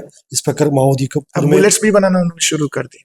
बीच में ऐसा भी कुछ परिस्थिति देखने मिल रहे थे, लेकिन उन सब फैसिलिटी को अभी लगातार कार्रवाई करते हमने ध्वस्त किया। अभी वर्तमान में माओवादी के पास फायर पावर लगभग समाप्त हो गई है, उनके पास इस प्रकार की सुविधा भी खत्म हो गई है। सर प्रदेश के साथ साथ ना देश में भी ये चर्चा हो रही है कि अगर नक्सलवाद खत्म हो जाता है तो बस्तर की जल जंगल और जमीन जो है उसका संरक्षण कैसे होगा? जो अडानी ग्रुप का नाम लिया जा रहा है, लेकिन कब्जा हो जाएगा, बस्तर के जमीनों में कब्जा हो जाएगा, बस्तर नहीं रह जाएगा। देखिए बस्तर क्षेत्र की जल जमीन जंगल को रक्षा करने के लिए क्षेत्र की जनता सक्षम है। इसके पूर्व में सदियों से जो बस्तर क्षेत्र के पूरा रिसोर्सेस को जल जमीन जंगल को प्रोटेक्ट किया, उसका कंजर्वेशन भी किया। उसी कारण से अभी भी बस्तर काफी प्राकृतिक सौंदर्यता के दृष्टिकोण से, इधर का वनांचल क्षेत्र का जो एक फॉरेस्ट कवरेज के दृष्टिकोण से काफी बेहतर, और आने वाले समय में क्षेत्र की जनता उसका और बेहतर संरक्षण करने के लिए उनके पूरा मालूम है कैसे इसका कन्वर्ट करें। उसके लिए कोई नक्सलवाद का या कोई हिंसात्मक गतिविधि का आवश्यकता नहीं है। ये बार बार हम इसी बात को लेकर स्पष्ट कर रहे थे। बाकी इस इलाके में कौन सी रूप से कोई विकास कार्य होना है उसको भी तय क्षेत्र की जनता तय करेगा शासन के जो मार्गदर्शन में। जैसा इधर वनांचल क्षेत्र में माइनर फॉरेस्ट प्रोड्यूसर्स है, एक इम्पोर्टेंट रिसोर्स है, उसको कैसा कलेक्ट करना है, उसके माध्यम से लोगों का लाइवलीहुड कैसा होगा, उसके जीवन के स्तर को कैसा और बेहतर कर सकता है। और भी इको फ्रेंडली इंडस्ट्रीज है, जो होम स्टे का भी चलन में देखने मिल रहा है। और इधर का जो कल्चरल हेरिटेज है, जो इधर का प्राकृतिक सौंदर्य को लेकर और कैसे टूरिज्म को हम बढ़ावा दे सकता है, ताकि इधर के जो वनांचल क्षेत्र को भी हम रक्षा कर सकता है, साथ साथ क्षेत्र की जनता का भी जीवन में एक पॉजिटिव चेंजेस इम्पैक्ट हम ले सकता है। इसी दृष्टिकोण से लगातार शासन का कार्रवाई चल रहा है। शासन क्षेत्र की जनता के मंशानुरूप बेहतर एक ब्लूप्रिंट के साथ बस्तर के डेवलपमेंट के लिए आने वाले समय में कार्य योजना तैयार करेगा। सर कई वर्षों पहले जब नक्सली उन्माद की शुरुआत हुई 1967 में, तो ये कहा गया कि पुलिस की ज्यादती, प्रशासन की ज्यादती को लेकर के उन्होंने हथियार उठाया। और अब जब ये हालात पे, जब नक्सलवाद खत्म हो रहा है, तो क्या हम ये समझें कि पेशा कानून जो यहाँ पे है लागू है, तो अब बस्तर की जल जंगल और जमीन का संरक्षण के लिए क्या पेशा कानून वैसे का वैसे रखा जाएगा यथावत, या फिर और भी कोई कानून लाया जाएगा जो उनका अधिकार है वो बना रहे आदिवासियों का? जैसे बस्तर क्षेत्र की जनता के हित में शासन ने समय समय पर काफी महत्वपूर्ण निर्णय लिया, और वर्तमान में भी शासन का एक स्पष्ट इरादा है बस्तर क्षेत्र की जनता का रक्षा हो, उनकी जीवन स्तर बेहतर हो और उनकी इच्छानुरूपी क्षेत्र का विकास हो। उसके लिए कानून में भी जो आवश्यक संशोधन करना है या नया कानूनी प्रावधान क्रिएट करना है, ये सब समय समय के हिसाब से शासन उचित निर्णय लेकर क्षेत्र की जनता, इधर के जनप्रतिनिधि के माध्यम से शासन इसमें निर्णय लेते हैं। और स्पेसिफिकली एक एक डिटेल में जाना थोड़ा विषय लंबा होते रहते, लेकिन इतना विषय बहुत स्पष्ट है जो बस्तर क्षेत्र की जानमाल की रक्षा, क्षेत्र की जनता का जानमाल की रक्षा, इधर का पर्यावरण का संरक्षण है और इधर का रिसोर्सेस, नेचुरल रिसोर्सेस का प्रोटेक्शन और कंजर्वेशन है, ये शासन का प्राथमिकता है। सर आपने नेचुरल रिसोर्सेस और पर्यावरण की बात कही, तो हम देखते हैं जो साल है, बीज है, सागौन है, जो वनोपज है, ये सब अभी संरक्षण में था क्योंकि नक्सलियों के रहते वहां पे कोई कब्जा नहीं कर सका, अवैध कटाई नहीं हो सकी।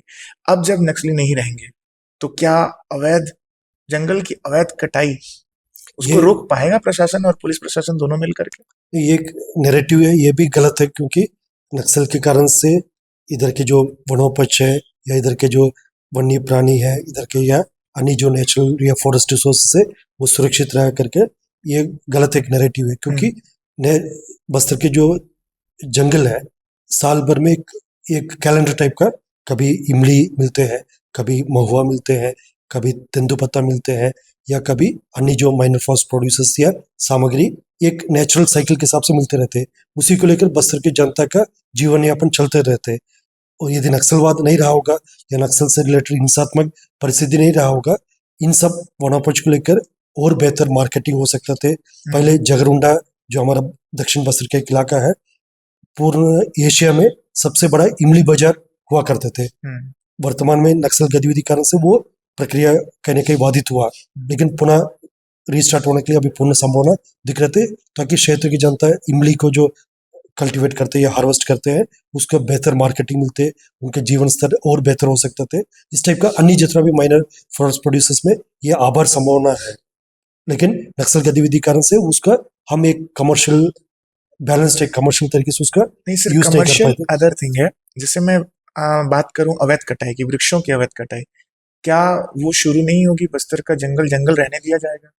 निश्चित रूप से जो जंगल को प्रोटेक्ट करने के लिए क्षेत्र की जनता, मैं बार बार उस विषय को बोल रहे थे, सक्षम है। क्षेत्र की जनता जागरूक भी है और वो सक्षम भी है अपना क्षेत्र को कैसा प्रोटेक्ट करना, बस्तर के क्या दिशा देना है, क्या गति देना है, वो क्षेत्र की जनता तय करेगा। और उसमें हमेशा इनका पूरा कल्चर में है, जो बस्तर के जो ट्राइबल्स के कल्चर में है, अपना जो जितना भी वन को प्रोटेक्ट करना है, इधर का वन्य प्राणी को प्रोटेक्ट करना है, वनोपज को जैसा यूटिलाइज करना, वो लोग बेहतर जानते हैं। और उस हिसाब से इतना सदियों से बस्तर को वो लोग रक्षा करके, नक्सलवाद तो कितना अभी 50-60 साल की प्रक्रिया है, लेकिन इसके पहले भी वन रहा, वनोपज रहा, वन्य प्राणी रहा। इसलिए बस्तर का इस टाइप का जल जमीन जंगल को रक्षा करने के लिए कोई हिंसात्मक कैडर का या संगठन का आवश्यकता नहीं। बस्तर माँ दंतेश्वरी का पावन धरती है जी। और इधर के क्षेत्र की जनता अपना क्षेत्र की जल जंगल जमीन को रक्षा करने के लिए बेहतर जानते हैं। सर, पीएलजीए सप्ताह मनाने के समय में जब नक्सलियों ने ये कहा कि हम पीएलजीए सप्ताह मनाएंगे 2 से 8 दिसंबर तक, तो आपने चेतावनी दी कि आत्मसमर्पण कर लो। तो क्या ऐसी कोई जानकारी है कि उनमें आत्मचिंतन हुआ हो आत्मसमर्पण को लेकर के? ऐसी कोई जानकारी मिली है आपको? जैसा माओवादी संगठन साल भर में उनके कुछ कैलेंडर्स होते हैं, कभी स्थापना सप्ताह मनाते हैं, कभी पीएलजी सप्ताह मनाते हैं, लेकिन अभी उसके किसी प्रकार का कोई औचित्य नहीं रहेगी, क्योंकि माओवादी संगठन लगभग अभी अंतिम सांस ले रहा है। उनका मात्र गिने चुने कैडर्स ही बचा है, नेतृत्वहीन होगी, दिशाहीन होगी, और वर्तमान में माओवादी संगठन के पास ऐसा कोई क्षेत्रफल नहीं बचा है जहां पर वो अपना गतिविधि को अंजाम दे सकता है। मात्र कुछ ही कैडर्स है अभी भी हिंसा के बल पर, ताकत पर क्षेत्र की जनता को किसी न किसी नुकसान करने के लिए, साजिश के लिए सोच रहा है, लेकिन उनके पास भी मात्र एक ही विकल्प है, हिंसा छोड़कर आ जाए समाज की मुख्यधारा में। अन्यथा जिस तरीके से विगत समय में सुरक्षा बल द्वारा बेहतरीन रणनीति के साथ काम किया, आने वाला समय में भी करने के लिए हमारा सुरक्षा बल तत्पर है और सक्षम भी है, और उसकी तरह परिणाम विगत समय में लेकर आए थे, और आने वाले समय में भी क्षेत्र की जनता के हित में सही निर्णय लेकर सही कार्रवाई करने के लिए हमारा सब बल सदस्य संकल्पित होकर मजबूती से काम करेगा। सर, एमएमसी मध्य प्रदेश, महाराष्ट्र, छत्तीसगढ़ जो जोन है, वहां पर अभी भी शांति क्यों नहीं हो पा रही है? अभी हाल ही में आशीष शर्मा जी जो भी शहीद हो गए हैं, तो फॉक फोर्स से थे वो, तो उन पर भी हम जो देख रहे हैं, रिपोर्टिंग्स देख रहे हैं कि आशीष शर्मा को सही वक्त पर शायद बचाया जा सकता था। कुछ ऐसी दिक्कतें जो हॉस्पिटलिटी को लेकर के कुछ दिक्कतें हुई, इनको बचाया जा सकता था। वहाँ शांति क्यों नहीं हो रही है, पहला क्वेश्चन। और क्या आशीष शर्मा को बचाया जा सकता था? ये जो स्पेकुलेशन चल रही है। एमएमसी जोन यानी मध्य प्रदेश, महाराष्ट्र, छत्तीसगढ़ के जो ट्राई जंक्शन इलाका में जो क्षेत्र है, जो बस्तर जो मेरा जुरिस्डिक्शन से बाहर के क्षेत्र, फिर भी जितना जानकारी उसी आधार पर मैं इसमें भी अपना बात बताना चाहूंगा। अभी इसमें 2 अलग अलग विषय है। यदि आज की डेट में हम बात करेंगे, एमएमसी जोन पूर्ण रूप से खात्मा हो चुकी, क्योंकि तीनों राज्यों में, छत्तीसगढ़, मध्य प्रदेश, महाराष्ट्र में 3 अलग अलग डेट में 3 अलग अलग माओवादी ग्रुप्स ने हथियार डाल दिया, समाज की मुख्यधारा में शामिल हो गए। उसका सेंट्रल कमेटी इंचार्ज रामदेव अभी हाल फिलहाल में छत्तीसगढ़ राज्य में उन्होंने पुनर्वास किया। इसके पूर्व में गोंदिया जिला जो महाराष्ट्र में है, और मध्य प्रदेश के बालाघाट जिला में भी ये पूरा विगत 1 हफ्ता 10 दिन के अंदर का डेवलपमेंट है, जिसमें पूर्ण रूप से माओवादी संगठन एमएमसी जोन में सफाई हो चुकी है। दूसरा, हाल फिलहाल के एक मुठभेड़ में हमारे एक बहादुर जवान जो मध्य प्रदेश पुलिस का, उन्होंने वीरगति प्राप्त किया, उनका शहादत को भी हम नमन करते हैं। और जैसा कोई भी हमारा बल सदस्य यदि आरक्षक हो या अन्य जितना भी रैंक हो, यदि मुठभेड़ के दौरान उनका यदि किसी प्रकार के इस टाइप का यदि इंजरीज होते हैं, तत्काल उनका ग्राउंड जीरो से इवैक्यूएट करने के लिए जो हमारे पास हेलीकॉप्टर से लेकर अन्य सुविधा है। लेकिन कुछ समय ऐसा परिस्थिति निर्मित हो जाते हैं, लगातार आमने सामने गोलीबारी चल रहा है, चॉपर उस जाम में उस पर्टिकुलर इलाके में लैंड होने की परिस्थिति नहीं बनते है, या उधर का जो टेरेन है, उधर का जो भौगोलिक परिस्थिति है, चॉपर को उधर तत्काल जाने में कुछ कठिनाई होते हैं, या अन्य जो भी चीज़ें जो हमारा हाथ के बाहर की बात है, उसी कारण से अनफॉर्चुनेटली हमारा कुछ बल सदस्य का शहादत भी हो गई है। केंद्रीय समिति के टॉप लीडर्स के मारे जाने के बाद में खबर मिल रही है कि महासचिव देवजी को बनाया गया है। जैसा सीपीएम महोदय संगठन एक गैर कानूनी और प्रतिबंधित संगठन है, कोई संवैधानिक पद नहीं है जिसमें बसवराजू के बाद किसी और को सचिव बनना है या महासचिव बनना है। ये संगठन ही आने वाला बहुत जल्दी खत्म हो रहा है, इसलिए उसमें कोई सचिव बन रहा है या कोई एरिया कमेटी सचिव बन रहा है या कोई उसका अध्यक्ष बन रहा है, इससे कोई फर्क नहीं पड़ने वाला। और जितना हमारा जानकारी है, जो देवजी है वो भी वर्तमान में पोलिट ब्यूरो मेंबर है, उनका महासचिव के रूप में कहीं उनका सिलेक्शन नहीं हुआ, उनका कोई कमेटी अभी आपस में मिल नहीं पाए थे इस बात को फाइनल करने के लिए।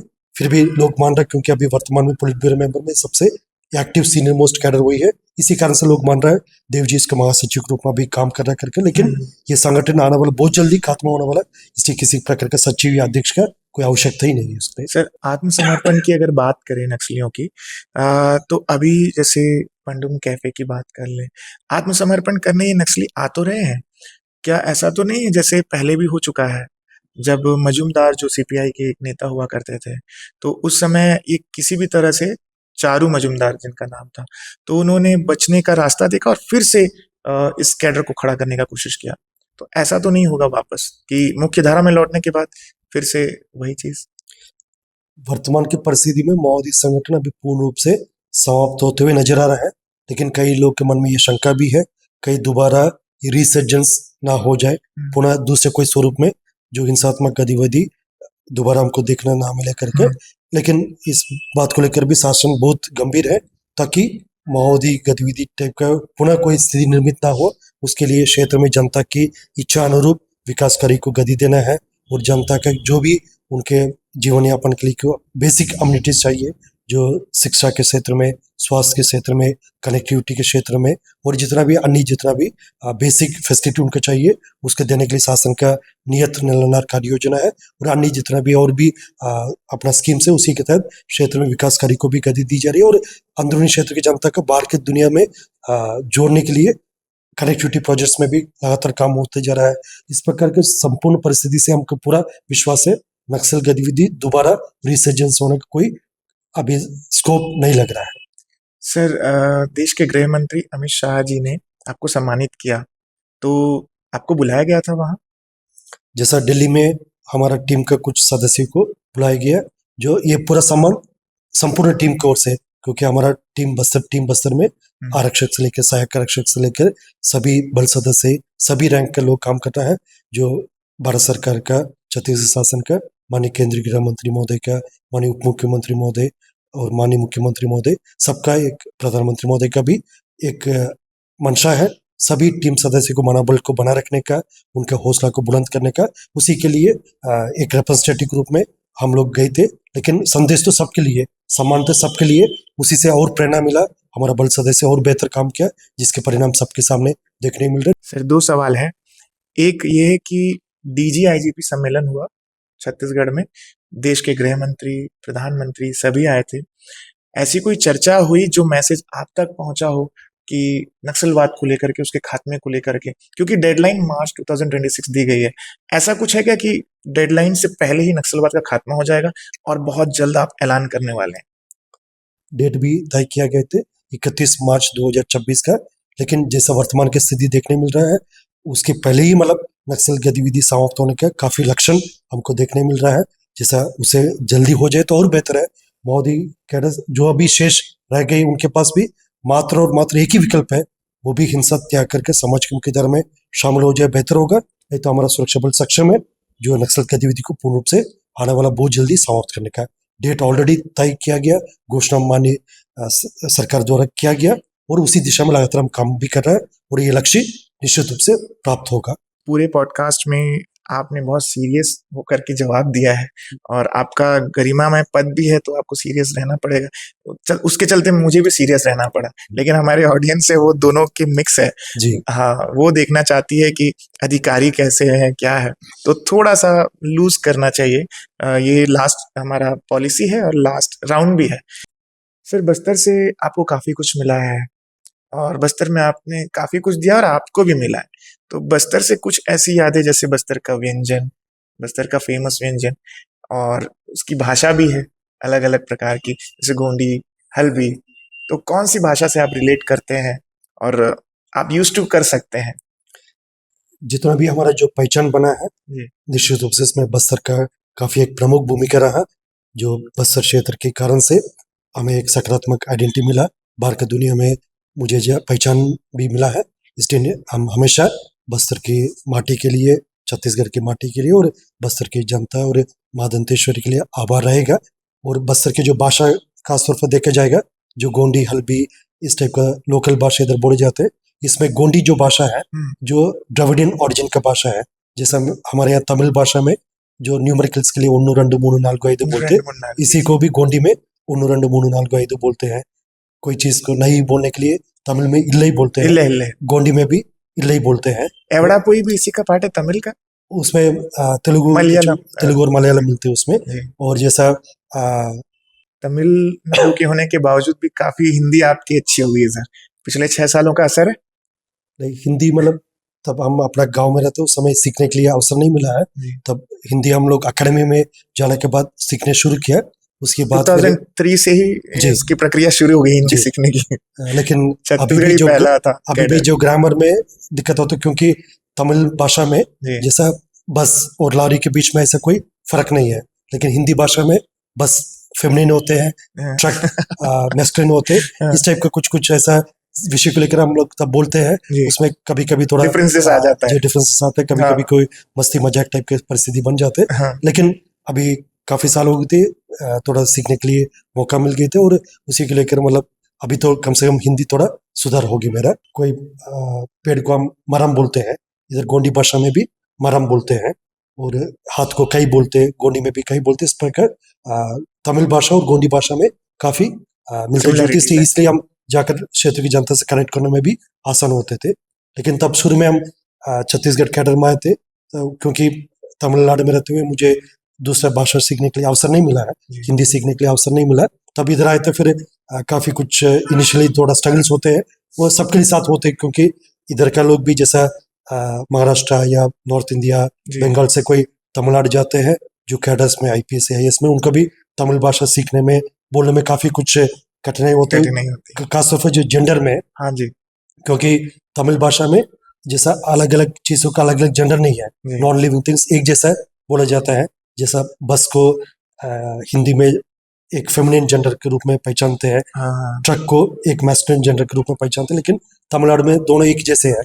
बस आती है, ट्रक जाता है, ऐसा नहीं होते तमिलनाडु में, मतलब कॉमनली होते हैं। इसलिए कोई भी नॉर्थ इंडियन जो ऑफिसर है जो तमिलनाडु में जाकर सर्विस देते तब तमिल बोलते देखने में काफी अच्छा लगता है। मतलब जेंडर के जो मिस्टेक्स होते हैं या ग्रामर के मिस्टेक होते हैं, उसको गलती की ज्यादा उसमें आनंद जो देख जनता भी थोड़ा अप्रिशिएट करते हैं, वैसे भी हमारा साथ भी हो जाते हैं। सर, ऐसा कभी होता है क्या, जैसे कोई कार्यक्रम है जिसमें विजय शर्मा जी बैठे हैं, गृह मंत्री जी, या फिर केंद्रीय गृह मंत्री जी बैठे हैं, और आपने कहा हो कि गृह मंत्री साहब आई हैं, तो आपको उस समय तो क्योंकि आप बस्तर के कहीं ना कहीं एक हीरे हैं, तो आपको तो ऐसे ही नॉर्मल ट्रीट कर दिया जाता होगा? नहीं, शुरू में ऐसा भाषा का कुछ दिक्कत रहा, लेकिन अभी इतना साल हो गई, थोड़ा बहुत कम से कम इस विषय को थोड़ा ध्यान रखकर ही बोलते, ताकि किसी प्रकार का कोई अनकंफर्टेबल सिचुएशन इस टाइप का ना बन जाए। लेकिन जैसा शुरू में मैं एक उदाहरण भी बताना चाहूंगा, जैसा हम लिटरली ट्रांसलेट करते, जैसा कोई आकर बोलते आपको फलाना साहब ने याद किया, हम सोचे उन्होंने हमको याद किया, मतलब हमारा प्रति उनका थोड़ा अच्छा भावना, इसलिए अपना उन्होंने मेमोरी में क्या करके, लेकिन जैसा, लेकिन हम ये नहीं समझ पाते बुला रहे हैं। बुला रहे हैं करके हमने भी सोचा ये साहब ने याद किया, अच्छा है। फिर हमने भी उनको याद किया, लेकिन हम गए नहीं थे उनके पास। फिर 2 बार 3 बार संदेश आए, तभी हम समझ पाए थे। याद किया मतलब हमको उन्होंने बुला रहा है, हमको जाकर मिलने करके। उस टाइप कभी कभी मतलब एक कॉमिकल सीन भी बन जाते, जैसा भाषा को लेकर। जैसा शुरू में हम यदि किसी को ऊपर गुस्सा करते या डांटना भी कोशिश करते, जो हमारा भाषा के जो लाइक को देखते हुए वो सामने वाला हंसने लग जाते, जो एक सीरियस माहौल, एक कॉमेडी माहौल में बन जाते। इसलिए शुरू में हम किसी को ज्यादा डांटना नहीं पाते या इस टाइप को दिक्कत आती है, इसलिए वो बाद में उसका अपना कैरेक्टर भी बन जाते। इस टाइप का भाषा का काफी महत्वपूर्ण कम्युनिकेशन में और आपके जो कैरेक्टर बिल्डिंग में काफी एक महत्वपूर्ण भूमिका बनती है। सर, पंडुम कैफे की हम बात कर रहे थे, कुछ विशेष व्यंजन जो आप बताना चाहें, जो आपको एकदम दिल के करीब हो? जो बस्तर क्षेत्र का ऐसा काफी स्पेशल जो डिशेस है, जिसको लेकर अभी बस्तर पंडुम में भी हम उसको काफी हाईलाइट किया। हमारा पंडुम कैफे में भी उसका काफी अभी हाईलाइट हो रहा है। जैसे इधर का चापड़ा चटनी है। चापड़ा चटनी खाया आपने?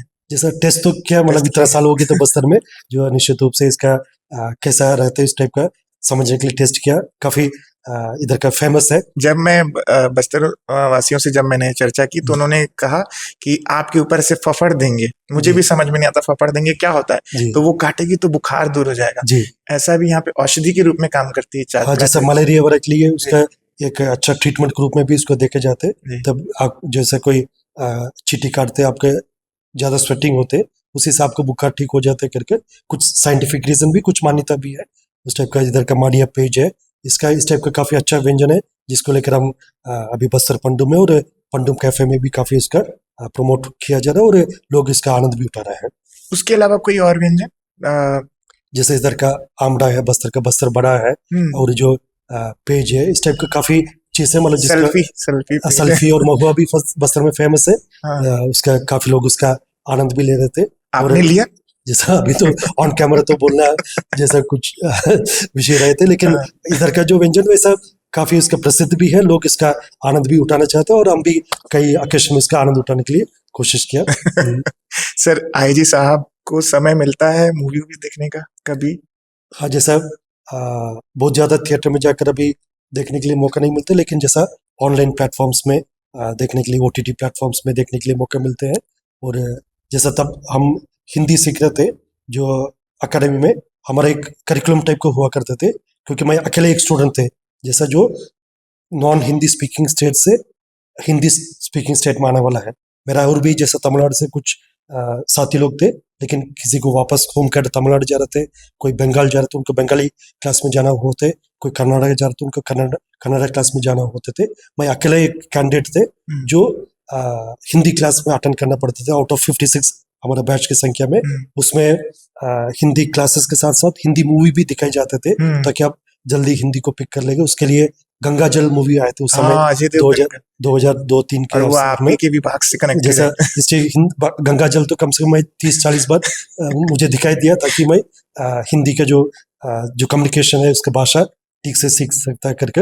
और इस टाइप का उस टाइम में जो भी मूवीज आते थे, उसके हिंदी मूवीज का हम लोग मुन्ना भाई MBBS भी उस समय आए थे, उसको भी जैसा मूवी कई बार देखा है। और जैसा अब तक 56 उस समय हमारा बैच भी 56 लोग थे हम लोग, 56 RR बोला जाते। और उस समय जो मूवी भी आए थे, अब तक 56 मूवी थे, उसको भी कई बार हमको दिखाई दिया, ताकि हिंदी भाषा जल्दी हम सीख सकते करके। इसी हिसाब से हिंदी मूवीज देखने के लिए मूवीज देख करके आईजी साहब ने हिंदी सीखी है। सर, वन वर्ड आंसर का 2-3 क्वेश्चंस है जी। सबसे अच्छी मूवी? जैसा गंगाजल, क्योंकि उसका 30 बार कम से कम मैंने देखा है, जिस उस हिसाब से गंगाजल एक फेवरेट मूवी रहा। तमिल में लगभग उसी जन में हमारा एक मूवी काका काका करके, जो सूर्या एक्टर हुआ करते, वो मूवी भी पुलिस बेस्ड ही है, वो मूवी काफी अच्छा लगा मुझे। सबसे best hero, favourite hero? Tamil में या हिंदी में? हिंदी में तमिल में, दोनों में बता। हिंदी में जो पुलिस रिलेटेड अक्सर जो देखा जाता है, अजय देवगन का देखा है या अक्षय कुमार जी का देखा है, वैसा सभी एक्टर्स मतलब जैसा अपना अपना भूमिका में काफी बेहतर किया, लेकिन अधिकतर मूवी में इन लोगों की मूवी देखे, इसलिए उनका नाम तुरंत स्ट्राइक किया। सिमिलरली तमिल में भी जैसा सूर्या है, जैसे उन्होंने काफी पुलिस रिलेटेड मूवीज उन्होंने किया, उसी के हिसाब से उनका मूवीज देखने के लिए मिला है। सबसे नजदीक ऑपरेशन, नक्सल ऑपरेशन जो आपके दिल के करीब हो। जैसा उसमें तब हम एसपी रैंक हुआ करते थे, उस समय अधिकतम ऑपरेशंस पे स्वयं भी जाने के मौका मिलते थे। उस समय नारायणपुर में तब एसपी थे 2005-6, उस समय बल संख्या भी काफी कम था। अभी जितना बल संख्या उससे कई गुना कम बल संख्या तो उस समय की परिस्थिति के हिसाब से उसमें अबुझमाड़ अंतर्गत कई ऑपरेशंस में हमको स्वयं जाना पड़ा। उसी में काफी कुछ सफलता भी मिला।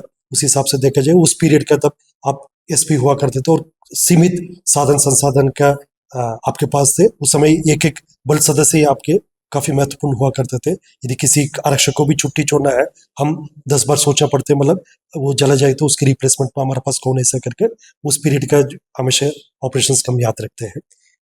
नक्सली पकड़ना आसान है या मीडिया के सवालों से बचना आसान है?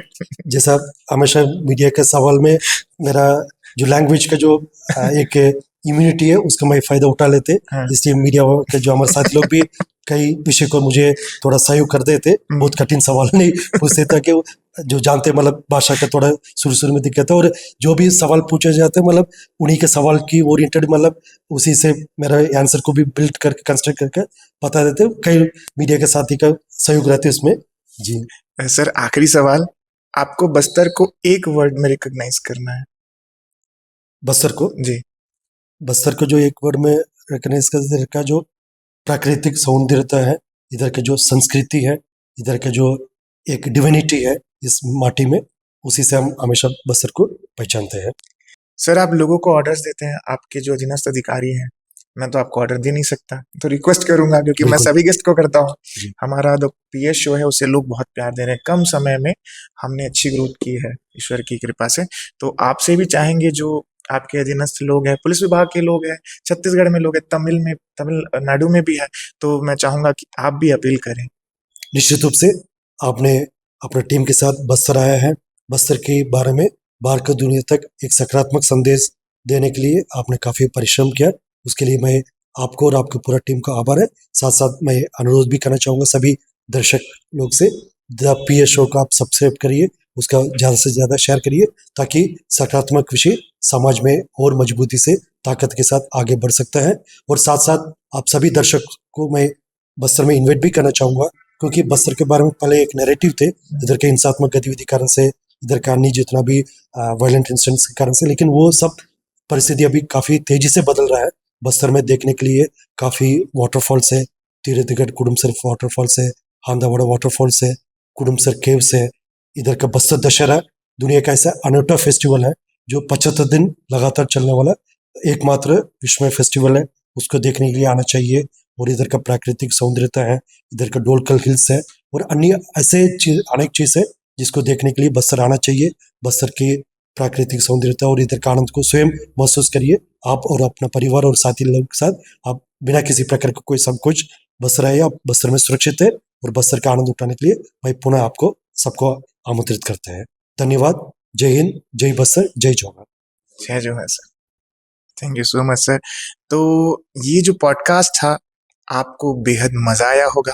क्यों मजा आया होगा? क्योंकि न सिर्फ आईजी साहब का निजी जीवन के बारे में हमने इसमें चर्चा किया, बल्कि बस्तर के नक्सलिज्म को भी बहुत नजदीक से देखा है। क्योंकि बस्तर जो, जैसे साहब ने कहा कि बस्तर जो है अपने प्राकृतिक सौंदर्य के रूप में जाना जाता है। आज भी बस्तर को शांति का टापू कहा जाता है, तो शांति का टापू को चरितार्थ करने के लिए वे काम कर रहे हैं और बस्तर को शांति का टापू उन्होंने बना दिया। एडवेंचरस लाइफ अगर आपको जीना हो तो आप बस्तर आइए। मैं भी आपको इनवाइट कर रहा हूँ as a host and as a media person.